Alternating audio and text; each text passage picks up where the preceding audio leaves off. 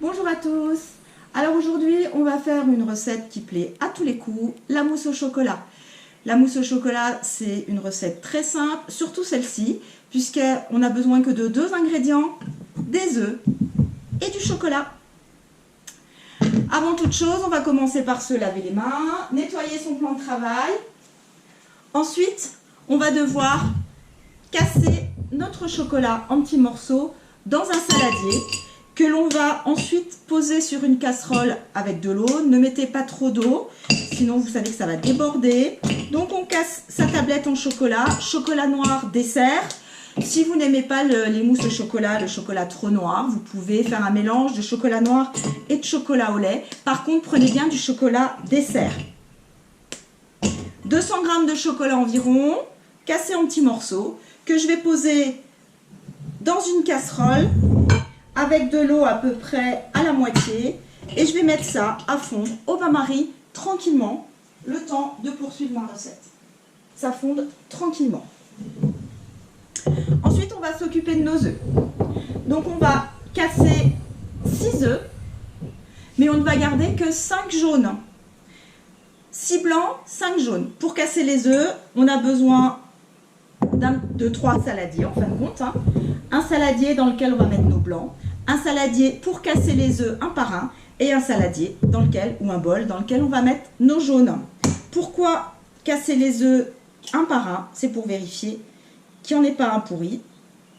Si on les casse directement dans le gros saladier, eh bien on est obligé de jeter toute la préparation. Et ma poubelle de table, bien sûr. Un œuf.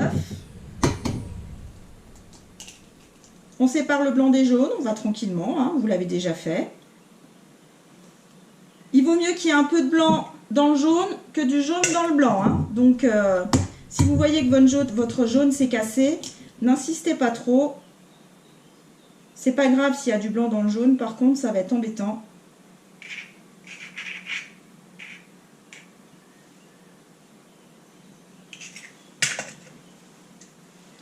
Trois.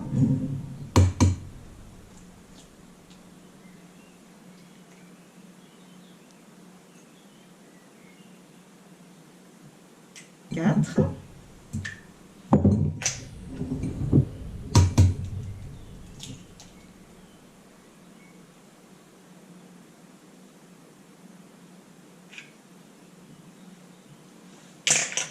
5.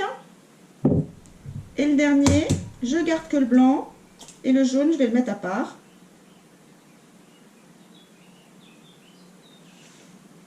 6. Voilà, donc j'ai mes 5 jaunes,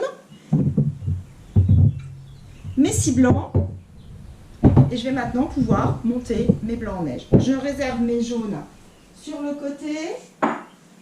Je me lave les mains parce que ça colle un peu. Si vous avez un batteur, vous prenez un batteur, bien sûr. C'est plus facile. Si vous n'avez pas de batteur, et bien dans ce cas-là, vous pouvez faire à la main. Ça demande un peu de temps, mais ça se fait.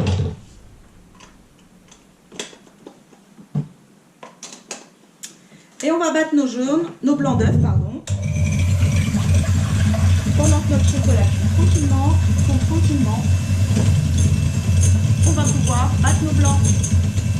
Au début doucement, et ensuite on va pouvoir accélérer. Bien ferme les blancs. Voilà, on arrive à presque au bout. Vous voyez que le blanc d'œuf est bien ferme, il garde le mouvement du fouet.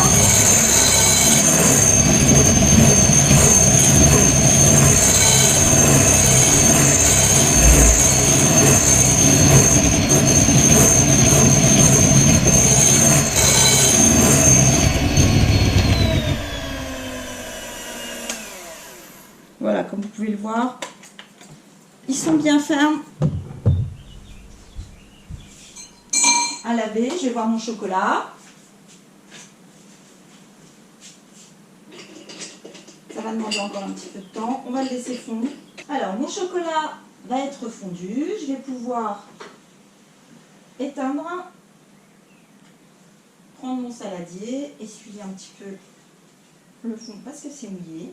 Donc vous voyez que mon chocolat est bien fondu. Je vais pouvoir maintenant y ajouter les œufs, un par un, et on remue vite, de manière à ce qu'ils ne cuisent pas. Vous allez voir, votre pâte, elle va un peu épaissir, hein, c'est normal. On va ensuite la ramollir.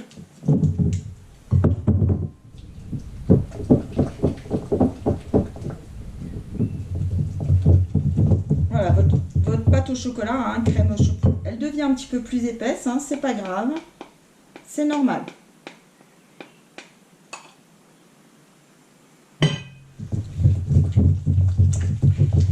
Ça devient comme une pâte à truffe un peu, hein.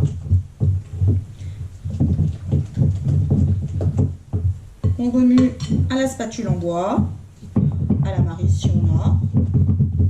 Et maintenant, on va pouvoir y ajouter le blanc d'œuf en plusieurs fois. Déjà, à peu près, vous voyez, 2 grosses cuillères à soupe. Et là, notre objectif, c'est de ramollir notre préparation, notre pâte au chocolat. Donc, on n'hésite pas à remuer. Là, on ne cherche pas à garder les blancs d'œufs entiers. On veut juste la ramollir pour pouvoir ensuite incorporer les blancs d'œufs délicatement, de manière à ne pas casser le blanc d'œuf et à avoir une mousse qui soit bien mousseuse.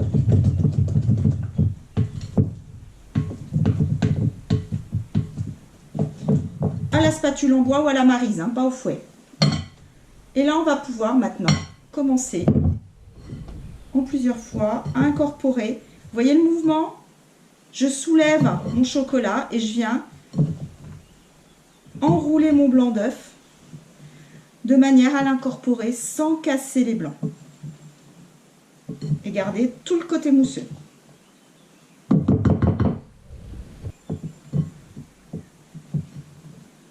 Vous voyez, ça commence à devenir, ça ressemble un petit peu plus à une mousse, hein, moins à une crème. Hein. Et là maintenant, on va pouvoir tout mettre. Alors, je vais chercher une maryse.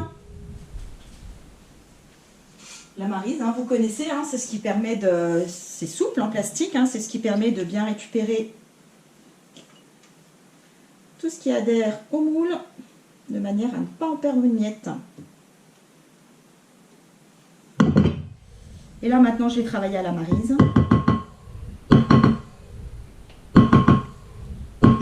Alors, moi, mon petit péché mignon, c'est quand il reste des petits morceaux de chocolat dedans.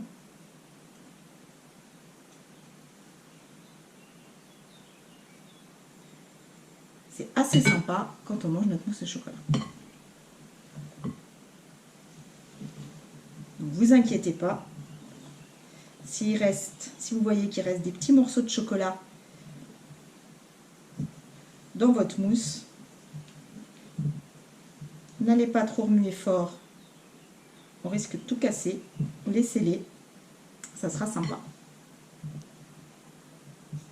Voilà, votre mousse au chocolat est presque prête. Hein.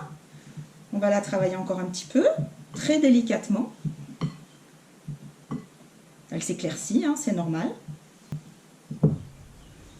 Par contre, essayez d'éviter de laisser du blanc. Hein. Le blanc, c'est pas très agréable par contre. Autant les petits morceaux de chocolat, c'est plutôt sympa à la dégustation. Par contre, des gros morceaux de blanc d'œuf comme ça, c'est pas trop sympa. Donc on les casse un petit peu. Voilà, on essaye de faciliter leur incorporation. Voilà, ça me semble pas mal.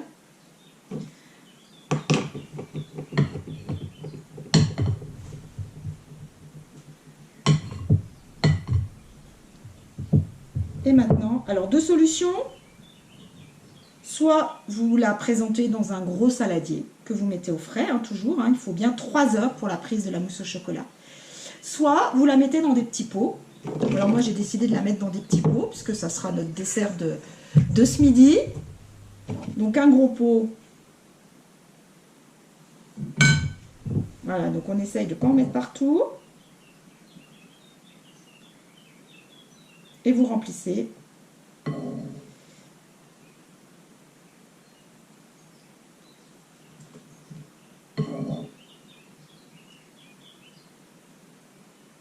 Alors pour les gourmands, on remplit beaucoup.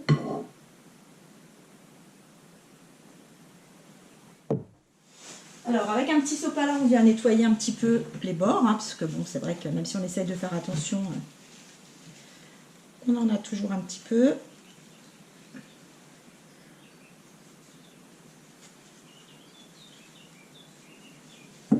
Il y en avait deux qui avaient un petit peu débordé. Voilà, et maintenant, eh ben, il ne nous reste plus qu'à les mettre au frigo, au minimum 3 heures. Idéalement, vous les faites le matin pour le soir. Plus ça reste, meilleur ça sera. Et ben voilà, c'est terminé. Vous voyez, c'est vite fait, c'est tout simple, c'est bon, délicieux. Après, ben voilà, amusez-vous au niveau de la déco. Vous rajoutez un petit peu de chantilly, une petite fraise, un morceau de banane, un petit biscuit. Et puis, il n'y aura plus qu'à déguster. Bonne fin d'après-midi.